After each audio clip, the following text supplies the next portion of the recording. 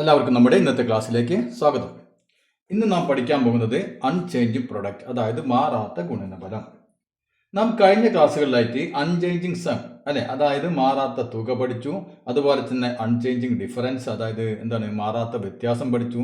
ഇന്ന് നാം പഠിക്കാൻ പോകുന്നത് അൺചേഞ്ചിങ് പ്രൊഡക്റ്റ്, അതായത് മാറാത്ത ഗുണനഫലം. ഓക്കെ, ഇപ്പോൾ എൻ്റെ കയ്യിൽ ഇപ്പോൾ ഒരു 120 രൂപ ഉണ്ടെന്ന് വിചാരിക്കാം. എൻ്റെ കയ്യിൽ ശ്രദ്ധിച്ചിരിക്കുക, എൻ്റെ കയ്യിൽ ഒരു 120 രൂപ എൻ്റെ കയ്യിലുണ്ട്. ഓക്കെ, ഞാനതിന് കുറച്ച് പുസ്തകങ്ങൾ വാങ്ങാൻ പോയതാണ്. അപ്പോൾ ഇവിടെ എനിക്ക് എൻ്റെ കയ്യിൽ ആകെ 120 രൂപയാണുള്ളത് അല്ലേ. ഇവിടെ എനിക്ക് ഇപ്പോൾ ഒരു ബുക്കിൻ്റെ വില ഒരു 20 രൂപ വിലയുള്ള ബുക്കാണ് ഞാൻ വാങ്ങുന്നത്. ഒരു ബുക്കിന് 20 രൂപ. അങ്ങനെയാണെങ്കിൽ എനിക്ക് എത്ര ബുക്ക് വാങ്ങാൻ പറ്റും? ഒരു ബുക്കിന് 20 രൂപയാണെങ്കിൽ 120 രൂപയ്ക്ക് എത്ര ബുക്ക് കിട്ടും? 120നെ 20 കൊണ്ട് ഹരിച്ചാൽ മതി അല്ലേ. എത്ര പ്രാവശ്യം ഹരിക്കാൻ പറ്റും? 6 പ്രാവശ്യം അല്ലേ. അപ്പോൾ 6 ബുക്ക് നോക്കിയാൽ 6 ബുക്സ് നമുക്ക് കിട്ടും, എനിക്ക് കിട്ടും. ശരിയല്ലേ? 20 രൂപയുടെ 6 ബുക്ക് എനിക്ക് വാങ്ങാം. അപ്പോൾ 20 × 6 120 അല്ലേ. അപ്പോൾ 120 രൂപ. ശരിയാണല്ലോ. 20 രൂപയുടെ 6 ബുക്ക് വാങ്ങിയാൽ 120 രൂപ. ഓക്കെ, ഇനി ഞാൻ കുറച്ചും കൂടി വലിയ നോട്ട് ബുക്ക് വാങ്ങാൻ വിചാരിക്കുക. കുറച്ചും കൂടി പേജുകളുള്ള നോട്ട് ബുക്ക് വാങ്ങാണ്. അപ്പോൾ ആ ബുക്കിന് എനിക്ക് 40 രൂപയാണ് ആ ബുക്കിൻ്റെ വില. അങ്ങനെ അതാണ് ഞാൻ വാങ്ങുന്നതെന്ന് വിചാരിക്കുക. അതായത് ഞാനിപ്പോൾ 40 രൂപ വിലയുള്ള ബുക്കുകളാണ് വാങ്ങുന്നത്. അങ്ങനെയാണെങ്കിൽ എനിക്ക് 120 രൂപയ്ക്ക് എത്ര ബുക്ക് വാങ്ങാൻ പറ്റും? 40, 80, 120 അല്ലേ. 3 ബുക്കുകൾ കിട്ടും. ശരിയല്ലേ? 3 ബുക്കുകളാണ് എനിക്ക് 120 രൂപക്ക് കിട്ടുക അല്ലേ. 40 രൂപയാണെങ്കിൽ ഒരു ബുക്കിന് 40 രൂപയാണെങ്കിൽ 40 × 3 120 രൂപ അല്ലേ. അപ്പോൾ 120 രൂപയ്ക്ക് 40 രൂപ വിലയുള്ള 3 ബുക്കുകൾ എനിക്ക് കിട്ടും. ഓക്കെ, ഇനി ഞാൻ ചെറിയ ഗ്രാഫ് ബുക്കാണ് വാങ്ങുന്നത് വിചാരിക്കും. ചെറിയ ബുക്ക് അല്ലെ, ഗ്രാഫിൻ്റെ പേജ് നമുക്ക് കണ്ടിട്ടുണ്ടാവുമല്ലോ. ഗ്രാഫ് ബുക്കാണ്, അതിന് ഒരു എണ്ണത്തിന് 10 രൂപയാണ്.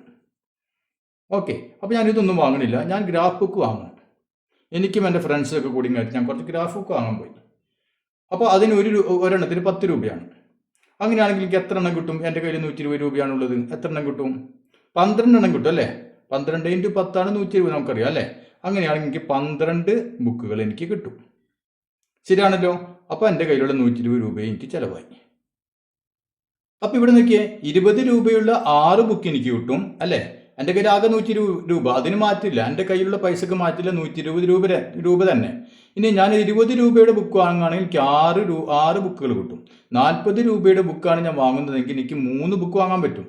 ഇനി ഞാൻ 10 രൂപയുടെ ബുക്കാണ് വാങ്ങുന്നത്, എനിക്ക് 12 ബുക്കുകളാണ് എനിക്ക് കിട്ടുക അല്ലേ. അതായത് ഇവിടെ എൻ്റെ കയ്യിലുള്ള പൈസക്ക് മാറ്റുന്നില്ല. എത്രയാണ്? 120 രൂപ തന്നെയാണ് അല്ലേ. അപ്പോൾ ഇതെങ്ങനെ വാങ്ങിക്കഴിഞ്ഞാലും എത്ര രൂപ ചിലവാകും? 120 രൂപ ചിലവാകും. അപ്പോൾ ഇവിടെ നോക്കിയേ, ഇവിടെ ബുക്കിൻ്റെ എണ്ണം മാറുന്നുണ്ട് അല്ലേ. ബുക്കിൻ്റെ എണ്ണവും ഒരു ബുക്കിൻ്റെ പൈസയും വിലയും മാറുന്നുണ്ട് അല്ലേ. ഇവിടെ 20 ആയിരുന്നു, ഇവിടെ 6 ബുക്ക് കിട്ടി. ഇവിടെ നോക്കി 40 ആയി അല്ലേ. അവിടെ ബുക്കിൻ്റെ വില മാറി, ഇവിടെ ബുക്കിൻ്റെ എണ്ണവും മാറി അല്ലേ. അപ്പോൾ ഇവിടെ വീണ്ടും വില മാറിയപ്പോൾ എണ്ണവും മാറി അല്ലേ. അപ്പോൾ ബുക്കിൻ്റെ വിലയും എണ്ണവും മാറിക്കൊണ്ടിരിക്കുന്നു. പക്ഷേ ഇവിടെ എന്തിനു മാറ്റം? അൺചേഞ്ചിങ്, ഇതിൻ്റെ പ്രൊഡക്റ്റ് അല്ലെ, ഗുണനഫലത്തിന് ഒരു മാറ്റവും വരുന്നില്ല. അപ്പോൾ പുസ്തകത്തിൻ്റെ വില മാറുന്നുണ്ട്, പുസ്തകത്തിൻ്റെ എണ്ണം മാറുന്നുണ്ട്, പക്ഷേ ഇതിന് മാത്രം ഒരു മാറ്റവും വരുന്നില്ല. ഇനി ഇവ എങ്ങനെയാണ് മാറുന്നത് നോക്കിയേ. ആദ്യം നോക്കിയേ, ഞാൻ 20 രൂപയുടെ ബുക്ക് വാങ്ങിയപ്പോൾ എനിക്ക് 6 ബുക്കുകൾ കിട്ടി അല്ലേ. ഇനി ഞാൻ 40 രൂപയുടെ ബുക്ക് വാങ്ങുകയാണെങ്കിൽ എനിക്ക് 3 ബുക്കേ കിട്ടുന്നുള്ളൂ. അതായത് ഇവിടെ 20 എന്നുള്ളത് ഇരട്ടിയായി അല്ലേ. അതായത് 2 കൊണ്ട് ഗുണിച്ചു. അപ്പം 20 ഇരട്ടിയായപ്പോൾ ശ്രദ്ധിച്ചിരിക്കുക, 20 ഇരട്ടിയായപ്പോൾ, അതായത് ഒരു ബുക്കിൻ്റെ പൈസ ഇരട്ടിയായപ്പോൾ ഇവിടെ ബുക്കുകളുടെ എണ്ണം എന്തായി? പകുതിയായി അല്ലേ. അപ്പോൾ അതായത് ഇവിടെ ഞാൻ ഇതിനെ 20നെ 2 കൊണ്ട് ഗുണിച്ചപ്പോൾ ഇവിടെ 6നെ 3 കൊണ്ട് എന്ത് ചെയ്തു? ഹരിച്ചു അല്ലേ. അപ്പൊ ഇവിടെ ഏതുകൊണ്ടാണോ ഞാൻ ഗുണിച്ചത് അതുകൊണ്ട് ഞാൻ ഇതിനെ ഹരിച്ചു. ഇനി ഇവിടെ എന്താണ് ചെയ്തിരിക്കുന്നത് നോക്കിയാൽ, 20 എന്നുള്ളത് 10 ആയി അല്ലേ. 20 10 ആയി. എങ്ങനെയാണ് 10 ആയത്? 20നെ 2 കൊണ്ട് ഹരിച്ചു അല്ലേ. 20നെ ഞാൻ 2 കൊണ്ട് ഹരിച്ചപ്പോഴാണ് എനിക്ക് എന്ത് കിട്ടിയത്? 10 കിട്ടിയത്.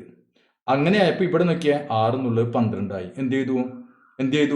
6നെ 2 കൊണ്ട് ഗുണിച്ചു അല്ലെ. അപ്പൊ ഇവിടെ ഹരിച്ചപ്പോൾ അതേ സംഖ്യ കൊണ്ട് തന്നെ ഇതിനെ ഗുണിച്ചു അല്ലെ, × 2. മനസ്സിലായല്ലോ. ഇവിടെ എന്ത് ചെയ്തു? ഇവിടെ 20 40 എങ്ങനെയാണ്? 20നെ 2 കൊണ്ട് ഗുണിച്ചു അല്ലേ. അപ്പൊ അതേ 2 കൊണ്ട് തന്നെ ഇവൻ എന്ത് ചെയ്തു? ഹരിച്ചു. അതായത് ഇവിടെ നോക്കിയ 20ഉം 6ഉം അല്ലെ, 20ഉം 6ഉം തമ്മിൽ ഗുണിച്ചപ്പോൾ നമുക്ക് എത്ര കിട്ടി? 120 കിട്ടി. അല്ലേ? ഇതേ ഉത്തരം തന്നെ കിട്ടും നമുക്ക് എങ്ങനെയാണെങ്കിൽ 20നെ ഞാൻ നോക്കിയ 2 കൊണ്ട് ഗുണിച്ചു. അല്ലേ?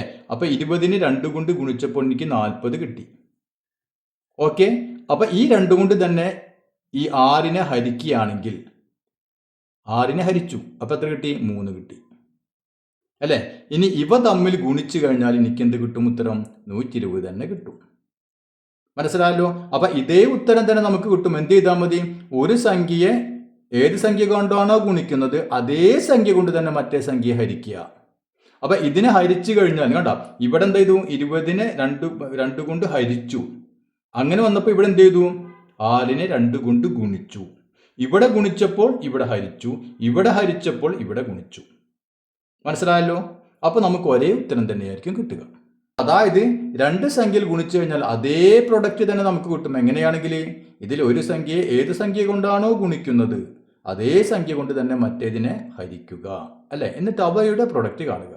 അതല്ലെങ്കിൽ ഇതിനെ ഏത് സംഖ്യ കൊണ്ടാണോ ഹരിക്കുന്നത് അതേ സംഖ്യ കൊണ്ട് ഇതിനെ ഗുണിക്കുക.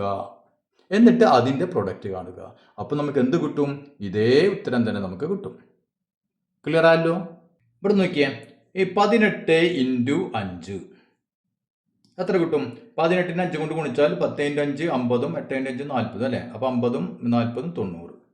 അപ്പൊ നമുക്ക് 18നെ 5 കൊണ്ട് ഗുണിച്ചു കഴിഞ്ഞാൽ നമുക്ക് 90 കിട്ടി. ഇനി നമ്മൾ നേരത്തെ പറഞ്ഞ പോലെ തന്നെ 18ന് ഞാൻ എന്ത് ചെയ്യുന്നു? 18നെ ഞാൻ 2 കൊണ്ട് ഹരിക്കുന്നു. അല്ലേ? അപ്പൊ 18നെ 2 കൊണ്ട് ഞാൻ ഹരിച്ചു.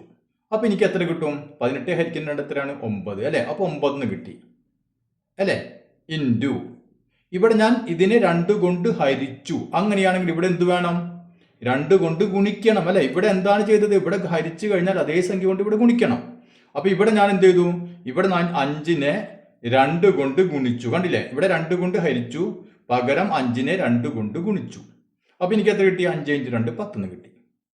ഇനി എത്ര കിട്ടുമെന്ന് വെച്ചാൽ ഗുണിച്ചു നോക്കിയാൽ 9 × 10 എത്രയാണ്? 90.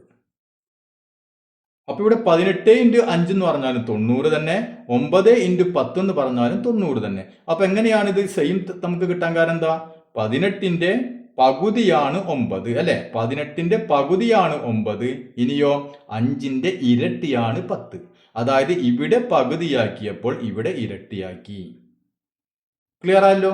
ഇനി നമുക്ക് നമ്മുടെ ടെക്സ്റ്റ് ബുക്കിലെ പേജ് നമ്പർ 123 കുറച്ച് ചോദ്യങ്ങളുണ്ട്. അതൊന്ന് ചെയ്ത് നോക്കാം. എന്താണ് ഒന്നാമത്തെ ചോദ്യം? If we start with 1 and double again and again, we get the numbers 1, 2, 4, 8, 16, etc. അല്ലെ? എന്താണ് പറഞ്ഞിട്ടുള്ളത്? അതായത് നമ്മൾ 1ൽ നിന്ന് സ്റ്റാർട്ട് ചെയ്ത് 1ൽ നിന്ന് തുടങ്ങിയിട്ട് അതിന്റെ 2 മടങ്ങ് എടുക്കുക, വീണ്ടും അതിന്റെ 2 മടങ്ങ് എടുക്കുക, വീണ്ടും അതിന്റെ 2 മടങ്ങ് എടുക്കുക. അങ്ങനെ എടുത്തു കഴിഞ്ഞാൽ നമുക്ക് എന്ത് കിട്ടും?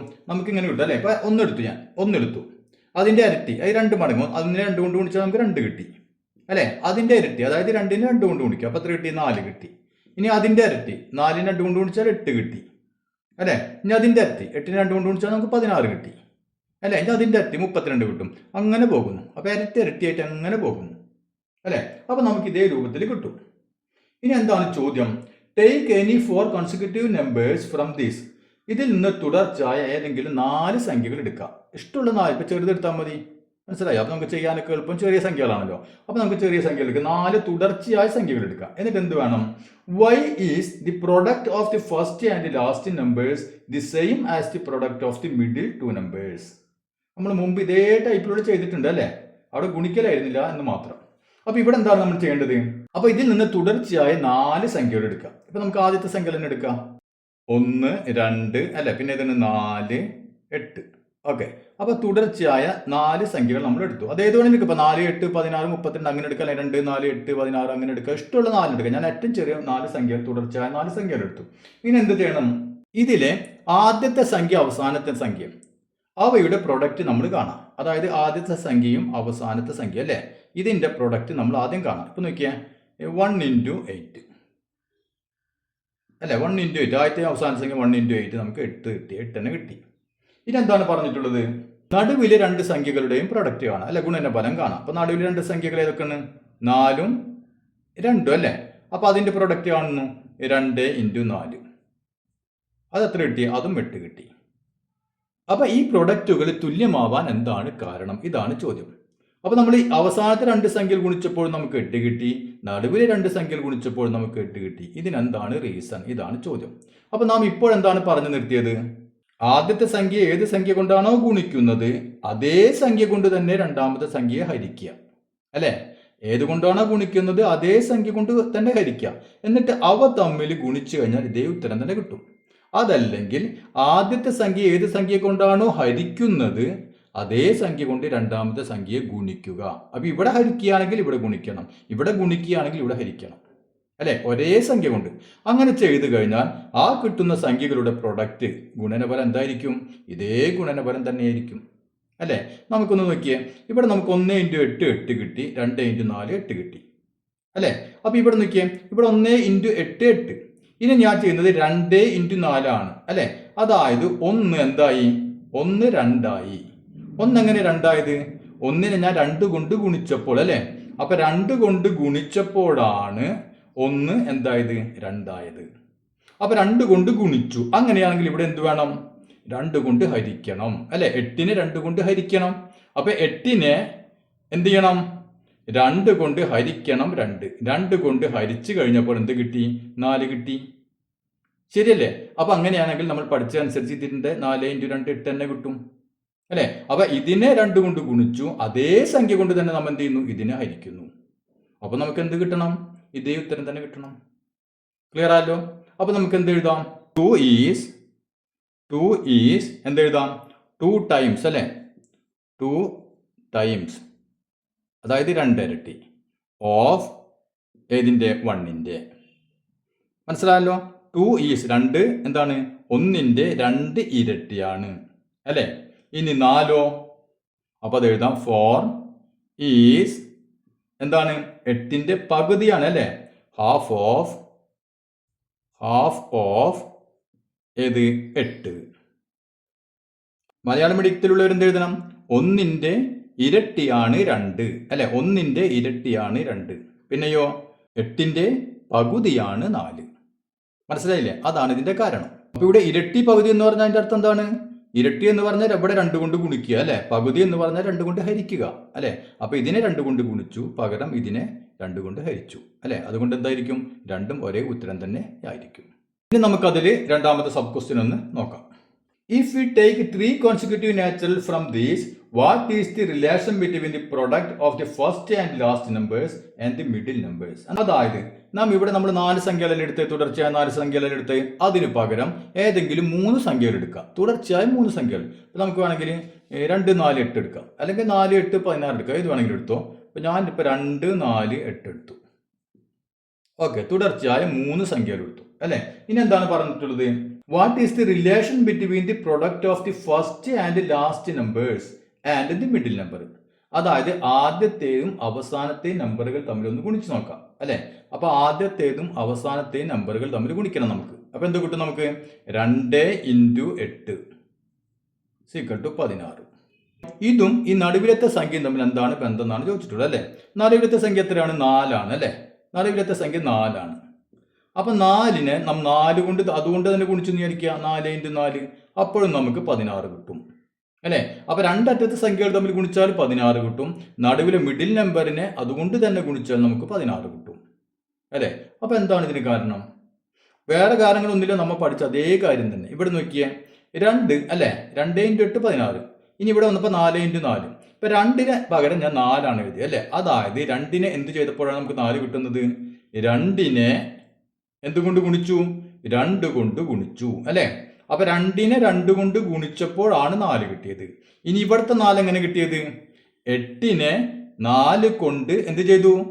ഇവിടെ ഗുണിച്ചു, ഇവിടെ ഹരിച്ചു, അല്ലെ? ഡിവൈഡ് ചെയ്തു. മനസ്സിലായില്ലേ? അപ്പൊ 8 4 ആയി. എന്തെങ്ങനെയാണ് 4 ആയത്? 4 ആയത് 8നെ ഹരിക്കണം 2. അപ്പൊ ഇവിടെ 2 കൊണ്ട് ഗുണിച്ചു, ഇവിടെ 2 കൊണ്ട് ഹരിച്ചു, അല്ലെ? അപ്പൊ നമുക്ക് എന്ത് കിട്ടണം? ഇതേ ആൻസർ തന്നെ ഇവിടെ കിട്ടണ്ടേ? കിട്ടി. അത് തന്നെയാണ് ഇവിടെയും കിട്ടിയത്. അപ്പൊ 4 × 4 16. ക്ലിയർ ആണല്ലോ? അപ്പൊ നമുക്ക് എന്ത് എഴുതാം? 4 ഈസ്, അല്ലെ? 4 ഈസ് എന്താണ്? 4 എന്താണ്? 2 ടൈംസ് ഓഫ് 2, അല്ലെ? 2 ടൈംസ് ഓഫ് 2. അപ്പം മലയാളം മീഡിയക്കാർ മലയാളത്തിൽ പറയാതെ എഴുതാം. അതായത് 2ന്റെ ഇരട്ടിയാണ് 4 അല്ലേ. അതായത് രണ്ടിനെ 2 കൊണ്ട് ഗുണിച്ചാലാണ് നമുക്ക് 4 കിട്ടുന്നത് അല്ലേ. ഇനി നമുക്ക് ഇതിൻ്റെ കാര്യം എഴുതാം. എന്തെഴുതാം? 4 ഈസ് അല്ലേ. ഈ 4 ഈസ് എന്താണ്? ഹാഫ് പകുതി അല്ലേ. ഹാഫ് ഓഫ് എന്തിൻ്റെ? 8. മനസ്സിലായില്ലേ? അതായത് 4 8ന്റെ പകുതിയാണ്. ക്ലിയർ ആയില്ലേ? ഓക്കെ, ഇനി നമുക്ക് രണ്ടാമത്തെ ചോദ്യം ചെയ്ത് നോക്കാം. If you start with 1 and triple it again and again. അതായത് നമ്മൾ ഒന്നിൽ നിന്ന് തുടങ്ങിയിട്ട് അതിനെന്ത് ചെയ്യുന്നു? 3 മടങ്ങുകൾ എങ്ങനെ എടുത്ത് പോകുന്നു. അപ്പം നമ്മൾ നേരത്തെ ചെയ്തെന്താ? 2 മടങ്ങ് അല്ലേ. ഒന്ന് എഴുതി പിന്നെ 2, അതിൻ്റെ ഇരട്ടി 4, അതിൻ്റെ ഇരട്ടി 8 അങ്ങനെ എഴുതിപ്പോയി. അതിന് പകരം നമ്മൾ ആദ്യം 1 എഴുതുന്നു, ഇനി അതിൻ്റെ 3 മടങ്ങ്. അപ്പോൾ 1നെ 3 കൊണ്ട് ഗുണിച്ചാൽ 3 അല്ലേ.